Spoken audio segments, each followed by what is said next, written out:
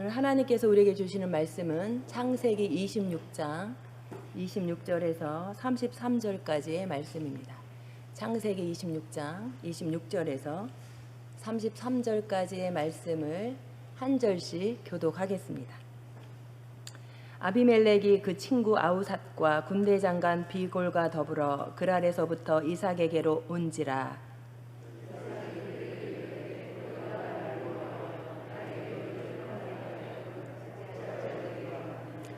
그들이 이르되 여호와께서 너와 함께 계심을 우리가 분명히 보았으므로 우리의 사이 곧 우리와 너 사이에 맹세하여 너와 계약을 맺으리라 말하였노라.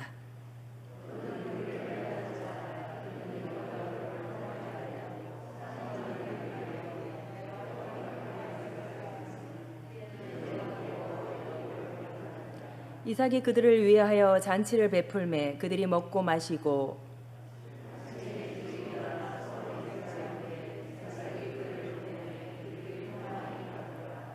그날에 이삭의 종들이 자기들이 판 우물에 대하여 이삭에게 와서 알려 이르되 우리가 물을 얻었나이다 하매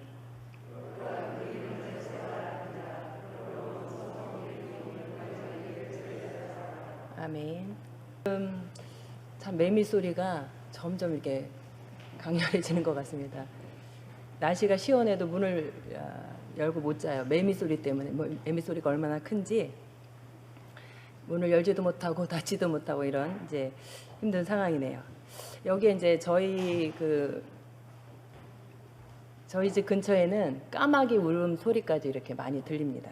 아마 여기 내면에 사시는 분들은 거의 그러실 것 같아요. 까마귀 울음 소리가 아침부터 저녁까지 이렇게 들리는데 그래서 도대체 이 까마귀가 왜 이렇게 많냐? 그랬더니 이제 차 목사님 집에 계신 차 목사님께서 근방에 까마귀 둥지가 있다 이렇게 이제 그러니까 매미 소리, 까마귀 소리 이제 이 설교도 어김없이 이제 매미 소리, 까마귀 소리 들으면서 준비를 했는데요. 제가 어렸을 적에는 까치는 이제 길조다 우리에게 기쁨을 갖다 주는 새다. 까마귀는 흉조다 우리에게 이제 아픔 좀 안 좋은 소식을 갖다 주는 새로 여겼습니다. 그래서 까마귀를 보면 제 기억이 나는 것 같아요. 어렸을 때 아이들도 그랬던 것 같습니다. 땡땡이 없다. 공부하는 애들 때문에 차마 이 말을 쓸 수가 없네요. 땡땡이 없다. 아시겠죠? 까마귀 보면 이렇게 얘기를 했습니다. 또 까마귀를 빗대서 까마귀 노는 곳에 백로야 가지 마라. 뭐 이런 말도 이렇게 사용을 했습니다. 이게 나라마다 다른데 중국에 가보니까 까마귀가 길조예요. 까마귀를 좋아하더라고요. 근데 우리나라는 유난히 까마귀를 참 싫어합니다. 제가 이제 까마귀와 관련된 시를 하나 소개할까 합니다. 한번 띄워주시면 우리 이제 양 집사님 와 계시는데 띄워주시면 네 이게 이제 고대로 1934년도에 그 조선중앙일보에 이제 15일 동안 연재되었던 오감도라는 그 제 1편입니다. 여기에 까마귀가 나올까요? 예, 한번 이게 지금 좀 어려우니까 제가 이제 이렇게 해석한 걸 한번 보여드리겠습니다. 이렇게 다시 이것도 좀 안 보이네요. 제가 이게 참 난해한 시거든요. 이게 요새처럼 답답한 시예요. 이게 이제 7월 24일부터 8월 8일까지 이렇게 연재됐는데 이제 독자들이 이 시가 도대체 뭐냐 막 투서를 막 보내서 시가 이제 중단되는 그 사태가 일어난 그러니까 이상의 오감도라는 시입니다. 제가 조금 앞부분만 들려드리면 13인의 아해가 도로로 질주하오 기름 막다른 골목이 적당하오 제1 아해가 무섭다고 그리오 제2의 아해도 무섭다고 그리오 제3의 아해도 이렇게 13의 아해도 무섭다고 그리오 이렇게 시가 이제 이렇게 돼 있어요. 그러니까 당시에 이 시가 이제 연재되자마자 그야말로 이제 난리 법석이었습니다. 이게 그 문학사를 이렇게 보면 이제 기존의 시 형식을 완전하게 탈피한 거예요. 우리가 봐도 이게 무슨 뜻인지 모르잖아요. 시에 난데없이 그동안에는 시에는 숫자가 등장하지 않았습니다. 근데 1, 2, 3, 4, 5, 13까지 숫자가 등장하고 띄어쓰기도 제가 그대로 가져온 거거든요. 띄어쓰기가 없어요. 보통 보면 우리가 이제 해석하기 위해서 이렇게 한글은 띄어쓰기를 해야 되는데 띄어쓰기도 없습니다. 그리고 계속해서 시가 반복이 돼요. 도무지 무슨 뜻이냐. 이제 아우성이었죠. 또 이 시도 제목이 이제 오감도거든요. 까마귀 오자예요. 이 시 본문에는 안 나와 있지만 이제 제목에 이게 이제 좌측에 있는 게 오감도고 우측에 있는 게 조감도입니다. 이게 그래서 사람들이 그렇게 생각을 한 거예요. 조감도가 이렇게 이제 산 위에 그 산이가 아니라 높은 그러니까 하늘 위에서 새가 이렇게 날면서 이렇게 바라본 그 뭐라 그래야 될까요? 뭐 도시 이미지 아니면 자기가 지으려고 하는 뭐 집의 모습 이게 위에서 딱 보는 거죠. 청사진 같은 건데 이 조감도의 잘못된 표시가 아니냐 오감도가 이제 항해가 빗발친 거죠. 근데 이 까마귀 오자를 쓴 이유가 있어요. 이상이라는 이 시인이 사실 천재 시인입니다. 기존의 시 형식을 완전히 바꾼 이게 이제 장르가 바뀐 거예요. 시가 천재 시인인데 이상이 건축학과를 나온 사람입니다. 그래서 아마 이런 제목이 나왔다고 저도 생각을 하는데 이게 건축학과를 나온 사람에게 조감도는 이제 반드시 필요한 거죠. 건물을 지을 때 위에서 이렇게 바라봤을 때 그 주변 환경과 이 건물이 조화가 되는지 그렇죠? 이런 것들을 이제 다 보여줄 수 있는 게 이제 조감도거든요. 그러니까 이게 의도를 가지고 오감도를 그 조감도의 그 조자 대신 오자를 쓴 겁니다. 제가 서두에 말씀을 드렸잖아요. 까마귀가 흉조입니다. 우리나라에는 이게 우리에게 좀 안 좋은 소식을 갖다 준다 이렇게 여겨지는 새가 이제 까마귀거든요. 그래서 이상이 조감도가 아닌 까마귀 오자를 써서 오감도를 이렇게 이제 시 제목으로 내놓고 시도 막 1부터 13까지 막 그 숫자가 들어가 있는데 이게 나름대로 이 시인의 고뇌입니다. 일제치하라는 1934년도예요. 암울한 시대에 도무지 조감도로 인생을 볼 수 없는 어떤 불안한 마음, 두려움, 고뇌를 담은 시가 바로 이 오감도인 거죠. 그래서 이제 조감도에서 이제 보통 눈목자를 뺐다 이렇게 얘기를 하는데 이게 볼 수가 없는 거예요. 그러니까 조감도로 볼 수 없는 지금 세상이다. 일제치하의 어떤 조선, 한국 이 모습을 이제 고뇌한 거죠. 여기에다가 불길하다는 숫자 13을 넣은 거예요. 불길한 숫자 13. 우리나라 13이라는 숫자가 이렇게 굉장히 별로 안 좋아하더라고요. 그러니까 조감도가 없으니까 모두 두려움을 안고 목적 없이 뭐 달려가오 막 이런 게 막 무섭다고 그러오 막 시가 이렇거든요. 조감도가 없는 인생의 모습을 이제 잘 보여주는 거죠. 목적 없이 무작정 달려가는 것입니다. 우리도 마찬가지예요. 그리스도인이지만 신앙의 조감도가 없으면 삶의 목적이 신앙인으로서 보이지가 않습니다. 그러니까 오감도의 사람들처럼 일제치하의 그 모습, 그 다음에 이 무더위 속, 그렇죠? 미래가 불안하고 두렵고 이런 겁니다. 그러니까 무작정 살아간다고 표현할 수밖에 없는 겁니다. 신앙인들도 마찬가지죠. 조감도가 없으면 지나온 과거가 너무 수치스러운 거예요. 자꾸 과거가 생각이 납니다. 현재가 두렵습니다. 현재 일어나는 누군가 나를 미워하고 내가 누군가를 미워하고 뜻하지 않은 어떤 상황을 통해서 아픔을 겪고 현재가 두렵습니다. 미래가 불안합니다. 과연 미래가 있을까? 신앙의 조감도가 없으면 나의 과거, 현재, 미래가 모두 이게 다 두렵습니다. 하지만 조감도가 분명하게 있으면 나의 과거, 현재, 미래 이 모든 것들이 나를 만들어 가는구나. 그걸 알게 됩니다. 근데 성경에 수많은 이제 등장인물들이 있죠. 조감도가 없어서 원망하다가 불안하다가 두려움에 죽어간 사람들이 굉장히 성경에 많이 나옵니다. 근데 오늘 본문에 나오는 이삭은 좀 달라요. 하나님께서 함께 하시는 조감도가 확실하게 있는 사람으로 보입니다.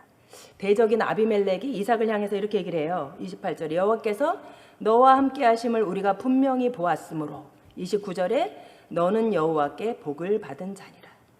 대적들이 이삭의 삶에서 본 조감도인 거예요. 대적이 봤는데 저 사람은 하나님이 함께하는 삶을 살고 있구나. 그게 보이는 거예요. 대적의 눈에도. 이삭이 척박한 땅에서 땅을 팠는데 샘이 터집니다. 그러니까 대적들이 시기와 질투로 싸움을 걸어와요. 그런데 이삭은요 싸우지 않습니다. 자리를 옮겨서 다시 우물을 파 샘을 얻어요. 자, 우리가 읽은 이제 그 본문 앞부분에 보면 3번의 우물을 팠다고 얘기가 나와요. 에색이다 많이 들어봤죠.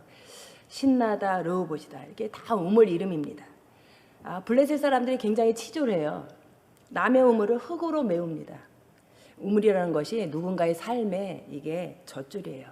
그거를 자신의 어떤 시기 때문에 메꿔버리는 거 안 됩니다. 근데 이게 블레셋 사람이 치졸하죠. 이게 조감도가 없는 사람들이 이렇게 앞만 보는 사람들의 모습이 그렇습니다. 남의 삶의 젖줄을 그렇게 쉽게 메꾸면 안 됩니다. 그러니까 생명과 시기, 어떤 게 더 중요할까요? 당연히 생명입니다. 그런데 자신들의 시기가 앞서는 거예요. 자신들의 이해타산이 앞서서 남의 생명을 건드리는 거예요. 이런 삶이 많아요. 이런 사람이 많습니다. 실제로. 존재가 가볍고 존재가 거칠고 존재가 비열합니다. 제가 올해 목사님 코로나 걸리셨을 때 일부 설교할 때 제가 예를 든 사람이, 지금 전쟁하는 사람 있죠? 전쟁을 일으킨 사람. 독일의 수상, 여자 수상, 유명한 수상이 있잖아요. 회담이 있었습니다. 근데 커다란 개, 이게 사진 보면 나와요. 엄청난 커다란 개를, 몇 천만 원짜리 개를 끌고 왔어요. 회담 장소에. 왜 그랬을까요? 네, 이 독일 여자 이 수상이 어렸을 때 개에 물려서 개에 대한 트라우마가 있거든요. 개를 끌고 온 거예요, 회담장에. 사람 자체가 거칠고 비열하고 가벼운 사람입니다. 실제로 이런 사람들이 많아요. 그런데 이게 사람이잖아요. 사실 사람에게 이제 일비할 필요가 없지요. 근데 삶에서 만나면 아픈 거예요. 이런 사람 만나면 힘든 게 사실이에요. 그런데 이게 사람이면 그나마 괜찮습니다. 상황이 우리에게 이렇게 거칠게 말을 걸어옵니다. 상황이, 우리가 손을 쓸 수 없는 상황들이, 과연 이게 도대체 왜 일어나는 것인가? 지금 코로나 시국이 그렇잖아요. 그럴 때 당황스럽고 두렵고 이게 너무 기가 막혀서 헛웃음이 나올 때도 많습니다. 우리가 사람은 어찌할 수 있잖아요. 피하면 됩니다. 그렇죠? 싸움을 이삭처럼 피해서 딴 데가 있으면 돼요. 그런데 상황이, 말도 안 되는 상황이 거칠게 우리에게 말을 걸어오면 이게 감당하기가 참으로 어렵습니다. 그런데 하나님이 나와 함께 하신다. 하나님이 내 삶의 주인이다. 이게 하나님의 절대 주권입니다. 이 조감도가 있는 이삭은 이 싸움의 자리를 피합니다. 그리고 힘들지만 또 우물을 파는 거예요. 사실 우물 파는 것이 쉬운 일이 아니에요.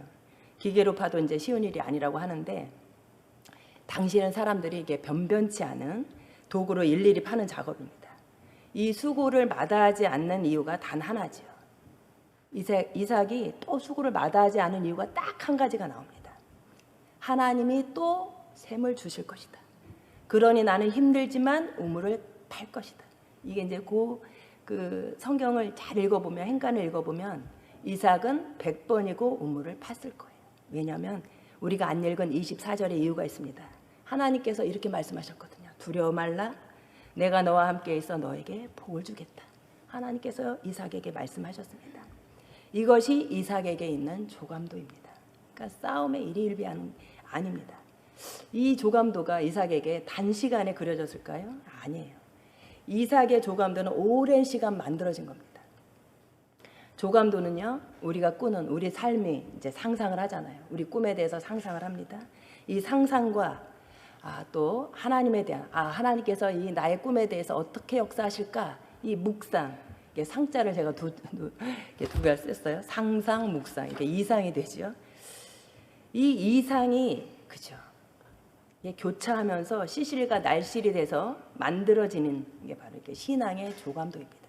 나의 삶의 상상, 나의 삶에 하나님께서 어떻게 역사하시는가 묵상, 이 두 가지 이상이 진짜 교차하면서 이루어지는 게 바로 신앙의 조감도입니다.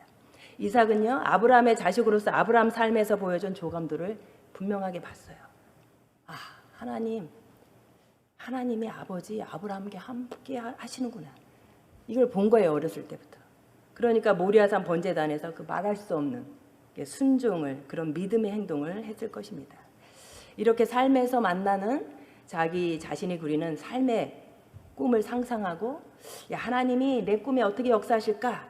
이제 묵상을 하면서 조감도를 하나씩 하나씩 그려간 겁니다. 위에서 내려다 보면 쫙 보이는 거예요. 자기 인생의 조감도에, 그렇죠. 방 하나 만들고 조감도 이쪽에 건물 하나 세우고 또 창고 하나 세우고. 근데 이게 말이니까 쉽죠. 이게 쉬운 작업이 아닙니다. 때로는 고통에 몸부림치고, 때로는 현실이 답답하고, 때로는 두렵습니다. 하지만 이 모든 어려운 상황에서 내가 그리는 꿈인 상상에 하나님을 향한 묵상이 더해지면 분명하게 조감도가 그려지게 되어 있습니다. 반대로 내 삶에 대한 어떤 부푼 꿈, 상상만 가지고 있고 하나님에 대한 묵상이 없으면 조감도는 절대 그려지지 않습니다. 오감도만 그려지는 거예요. 불길한, 과거가 수치스럽고 현재가 두렵고 미래가 불안한 오감도가 그려지는 것입니다. 왜 그럴까요? 우리는 하나님께서 만드신 피조물이기 때문에 그렇습니다. 창조주를 향한 묵상이 첨가되어야만 피조물에게는 그렇죠, 조감도가 형성이 되는 것입니다. 이렇게 이제 조감도를 그려 나가려면 내 꿈 상상, 묵상 이제 필요하죠. 삶의 순간순간 상황에서 단단하게 익어가는 이제 과정이 필요한 겁니다. 우리가 지금 무더운 여름, 가장 더운 계절을 지금 보내고 있습니다. 그래서 이상도 이때 오감도를 발표하지 않았을까 저 나름대로 이제 생각이 드는데, 그런데요, 이 무더위가 곡식을 성장하게 하는 것입니다. 보통 계절을 추나 추동 이렇게 이제 사계절로 말하죠. 우리나라 씨를 뿌리는 계절 봄, 성장하는 계절 여름, 추수하는 계절 가을, 저장하는 계절 겨울. 그런데요, 한의학에서는 사계절에다가 계절 하나를 더 첨가를 합니다. 한의학자들 바로 장하의 계절입니다. 이제 무더위가 지나가고 약간 선선한, 보통 이제 8월 우리 15일 지나가면 이제 선선한 바람이 분다 이렇게 얘기를 하는데 올해는 어쩔지 모르겠습니다. 무더위가 지나가고 이제 선선한 바람이 나올 때, 그 이제 늦여름, 초가을 사이에 이제 곡식이 안으로 이렇게 알곡을 이렇게 만들어가는 그 계절을 바로 장하의 계절이라고 한의학에서는 얘기를 하더라고요. 요때 요 시간이 없으면 풋열매가 나온대요. 한약재로 쓰이는 이 약재들이 요때 알알이 여무는데 요 시간이 없으면 한약재가 그 효력을 발휘하지 않는다고 한의사들이 얘기를 하더라고요. 그래서 장하의 계절은 반드시 필요하다. 우리의 삶도 마찬가지입니다. 힘들고 아프지만 필요한 시간이에요. 그 아픔 가운데 하나님을 묵상하고 안으로 단단하게 연결지 않으면 신앙에서도 푼 열매가 무지하게 많이 나옵니다. 오감도를 그리는 거예요. 신앙인도 똑같이 하나님을 소유한 존재임에도 불구하고 불안한 오감도를 그릴 수밖에 없는 겁니다. 하나님을 묵상하지 않으면 두렵고 원망이 나오는 삶이 되는 거예요. 이삭은 자신의 삶 속에 말도 안 되는 그 상황 속에서 그 상황에 하나님이 이제 예비하심을 본 거예요. 번제단을 사건을 경험했을 때, 그 삶을 이제 묵상하지 않았다면 오늘의 우물 사건도 일어나지 않았을 것입니다. 누군가 자신의 생업에 딴지를 걸어왔을 때 가만히 있을까요? 그렇지 않잖아요. 자신도 똑같이 대적을 했을 것입니다. 하나님을 묵상하지 않았다면. 물론 마음으로 그죠? 수도 없이 대적하고 싶었겠죠. 저도 가끔가다 미운 사람은 꿈에서 막 뭐라 그럽니다. 제가 소심해서 이렇게 겉으로는 말 못하고 꿈속에서. 그러나 여호와께서 함께 하시는 조감도가 있는 이삭은 그럴 의도도 없었고 그럴 필요도 느끼지 못했을 것입니다. 이유는 단 하나예요. 하나님께서 또 우물을 주실 테니까. 오늘 본문 마지막에 나옵니다. 우리가 읽었습니다. 또 우물을 팠는데 샘을 얻고 그 우물을 세바. 그래서 그 지명을 부엘세바라 하였더라. 그렇게 말씀하고 있거든요. 맹세의 우물이라는 뜻인데 동네 명칭이 우물이 들어가는 거 보면 이삭이 100번 우물을 팠어도 하나님께서 100번 샘을 얻게 하셨을 것입니다. 이것을 이삭은 자신의 삶의 조감도로 가진 거고 대적인 아비멜렉도 본 거예요. 저 사람을 손대면 하나님이 함께 하신다. 아무리 척박해도 저 사람은 건들면 안 되겠다. 대적이 본 것입니다. 이 하나님을 우리가 경험해야 합니다. 내가 피해서 우물을 팠는데 샘을 얻었구나. 이 하나님을 경험해야, 또 이 하나님을 경험한 후에 이 하나님을 묵상해야 우리의 신앙의 조감도가 이렇게 더 높이 이렇게 올라가게 되어 있는 것입니다. 참 부러운 인생이죠. 하나님이 함께 하시는 삶을 살아가고 있는 나를 누군가가 이렇게 증언해 주는 것만큼 이렇게 행복한 삶이 있을까, 이런 생각을 해봅니다. 이러한 조감도가 나와 너에게서 보이면 이제 보이려면 이제 우리에게 묵상이 필요한 거죠. 삶에 대한 묵상, 하나님에 대한 묵상, 이것을 이삭이 잘한 거예요. 창세기 24장 63절에 보면 이삭이 리브가를 얻기 전에 들에 나가서 정확하게 나옵니다. 묵상하였다라는 말이 나옵니다. 이제 결혼이라는 삶의 전환기에 이제 묵상 먼저 하는 것을 볼 수가 있죠. 자신의 결혼에 대한 상상 더하기, 하나님께서 내 결혼에 말 걸어오심을 묵상. 그렇죠. 우리도 그럼 이제 묵상에 대해 이삭의 묵상을 했으니까 저희도 한번 묵상을 해볼까 합니다. 이 시간에 조감도를 하나 이렇게 조금 이렇게 올라가는 조감도를 세워봤으면 좋겠는데, 시편 1편에 보면 복 있는 사람은 악인들의 꾀를 따르지 아니하며 죄인들의 길에 서지 아니하며 오만한 자들의 자리에 앉지 아니하고 오직 여호와의 율법을 즐거워하여 그 율법을 주야로 묵상하는도다. 우리가 묵상이라는 단어 가장 보편적으로 사용하는 그 시편 1편 이제 1절이죠. 근데 이 묵상하다라는 말을 굉장히 오해해요. 히브리어 단어에서 저희가 이렇게 표현한 게 굉장히 축소된 단어예요. 뜻이 축소되어 있어요. 이렇게 한글로 번역될 때 이게 안타까운 게 되게 많아요. 이렇게 언어에서 이렇게 그 원서에서 이렇게 번역을 할 때 뜻이 축소되는 경우가 많거든요. 우리가 이제 묵상하다를 주로 이렇게 지적인 영역으로 생각하고 성찰하다 이제 이렇게 생각할 때가 많습니다. 근데 묵상하다라는 단어를 히브리어로 하가 이렇게 얘기를 하는데요. 단어도 쉬워요. 그렇죠? 이 하가라는 말을 다른 곳에서 사용한 것을 보면 여러분들이 쉽게 이해할 수 있을 거예요. 제가 한번 읽어드릴게요. 한번 본문을 띄워보면 제가 이제 띄워드릴 테니까 본문에서 어떤 단어가 이 묵상하다라는 단어일까 여러분이 한번 찾아보시는 거예요. 제가 성격이 급하다고 김우섭 장로님이 그러시더라고요. 제가 좀 시간을 드릴게요. 여기서 어디가 이제 묵상하다라는 말일까 한번 찾아보시겠어요? 이사야 31장 4절인데 여호와께서 이같이 내게 이르시되 큰 사자나 젊은 사자가 자기의 먹이를 움키고 으르렁거릴 때 그것을 치려고 여러 목자를 불러왔다 할지라도 이렇게 나와요. 어떤 단어가 묵상하다는 단어랑 똑같이 히브리어에서는 하가, 히브리어는 똑같아요. 근데 우리가 지금 번역한 게 완전 다르거든요. 그냥 찍어보세요. 굉장히 놀라운 단어가 여기 숨어 있어요. 제가 답을 드려야 될 것 같습니다. 더 답답해 하실 것 같은데. 사자가 자기의 먹이를 움키고 으르렁거리다. 이게 묵상하다예요. 똑같이 하가란 단어를 쓴 거예요. 으르렁거리다. 배고픈 사자가 이제 먹이를 잡고 먹으려고 으르렁거려. 얼마나 기쁘겠어요. 배고팠는데 이 먹이를 잡은 거예요. 이 기뻐하는 모습을 하가라고 합니다. 그러니까 우리가 말씀을 묵상하는 거는 머리로다가 이렇게 끄덕끄덕이는 것을 뛰어넘어서 뜯고 씹고 맛보고 삶의 액션을 의미하는 거예요. 말씀을 보고 이것을 기뻐하고 먹으려고 으르렁거리는 모습, 성경은 이것을 묵상하다 이렇게 표현을 합니다. 그래서 에스겔에서 이렇게 얘기를 한 거예요. 말씀을 먹어라 얘기를 한 겁니다. 말씀을 먹으면요, 그렇죠? 우리가 맛나게 먹잖아요. 음식을 먹을 때 맛도 그 음미를 하고 씹기도 하고 뜯기도 하고.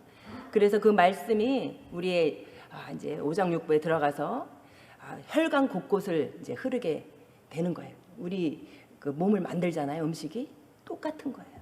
그러니까 이게 묵상하다는 단어는 이게 사색이 아닙니다. 삶의 액션이에요. 으르렁거리는 액션입니다.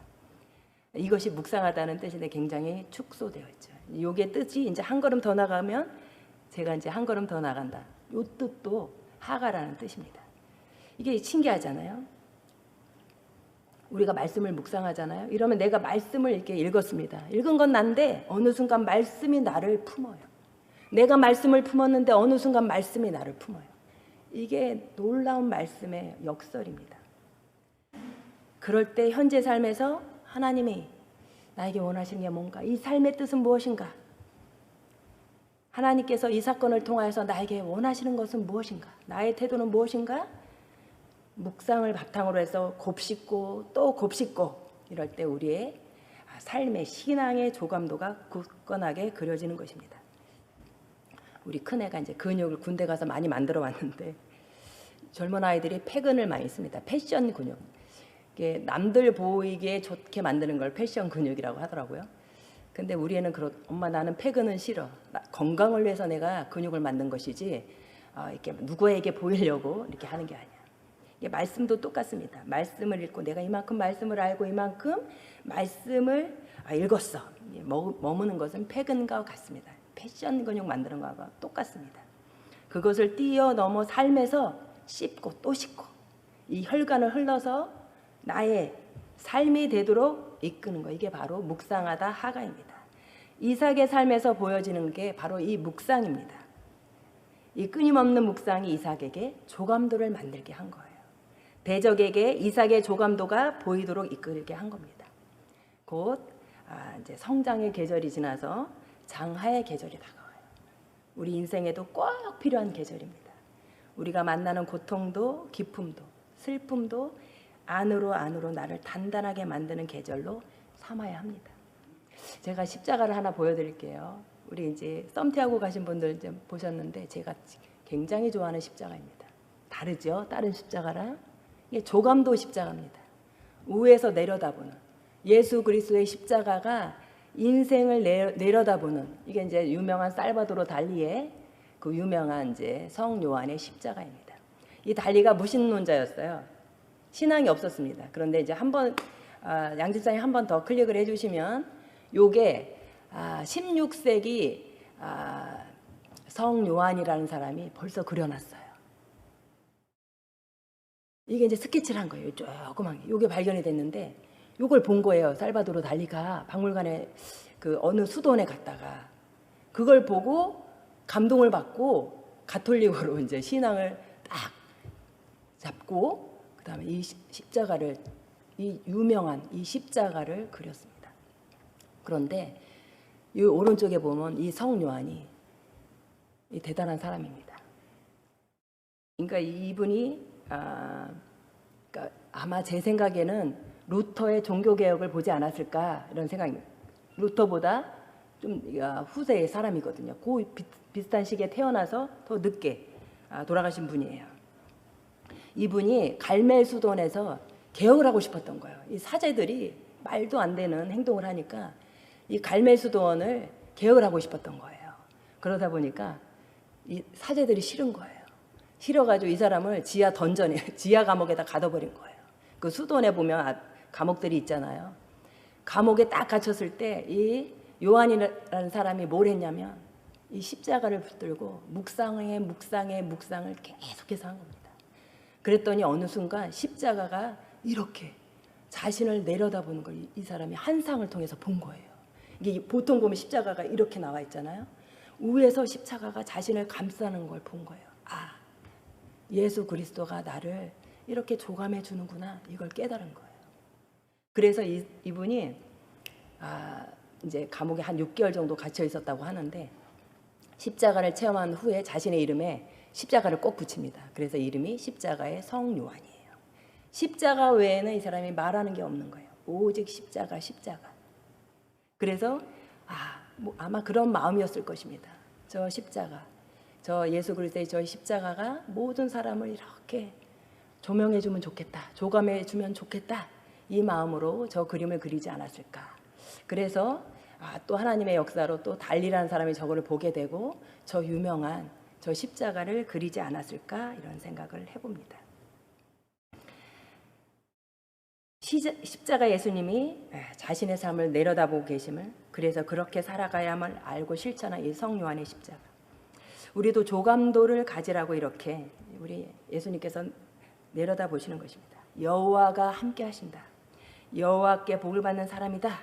매일매일 순간 묵상하고 살아가야 신앙의 조감도가 멋있게 완성이 되는 것입니다. 아마 오늘도 여러분의 조감도는 이 말씀을 듣고 조금 형성되지 않았을까, 저는 그런 생각을 해봅니다. 어려운 시기를 정말 오감도가 맞지 않나, 저는 그런 생각을 해봅니다. 또 코로나가 다시 또 극성을 부리고 있습니다.